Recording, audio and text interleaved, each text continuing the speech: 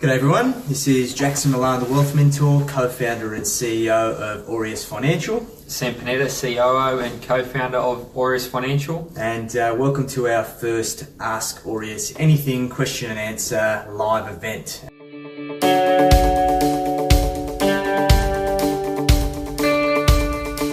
Right, so it's someone asked, I have recently come across a windfall, how should I invest the money? This actually ties in really good with the last question. So the main thing is you need to think about, all right, I've got this cash, I've got this money, I want to invest it. You want to invest it because you want to get ahead, essentially. But you've missed out on two steps. So the first step, if you have some money to invest, should be, well, what's the end goal? What do I actually want to achieve from these investments? From there, you can build a strategy to take you from A to B, where your goals are. And then C, the third step, is actually the vehicles that you invest in. So whether it's bonds or stocks or property or cash, it doesn't really matter.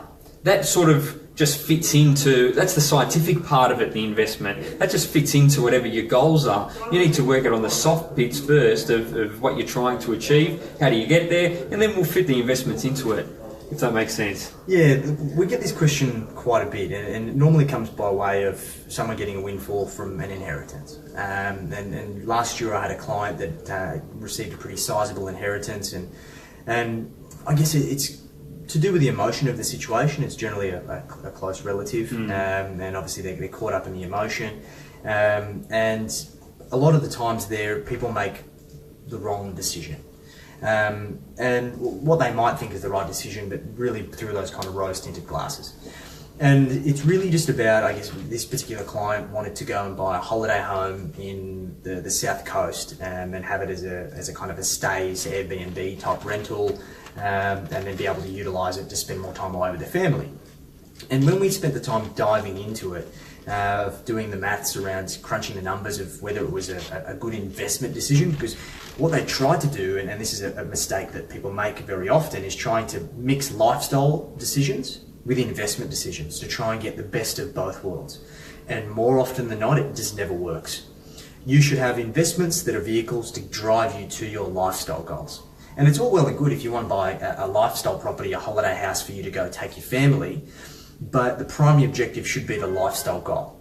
And of course, if you are able to Airbnb it or whatever and make some additional cash, then perfect, but the primary intention is for your lifestyle. So through that process, we actually had to split out the lifestyle aspect and put weighting on that, and measure all the pros and cons. How often are you going to go? What's it going to cost you to keep the property up and running? And then from an investment decision, if it is an Airbnb, are you going to go down every week and clean the place? Or are you going to hire somebody to do it? Do you want to have to deal with handovers of keys and all of these other things that come with that responsibility? And ultimately, by going through that exercise and kind of just facilitating that conversation objectively, they ultimately decided not to do it.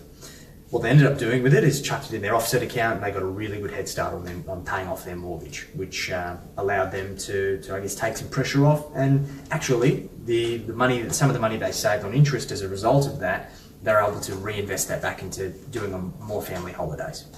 So in a roundabout way, it helped them achieve their lifestyle goals. Anyway, just without the responsibility of managing a property down the South Coast. Yeah, we see a lot of people trying to disguise lifestyle decisions as financial decisions, but you can't do it. You have to segregate the two. Very different.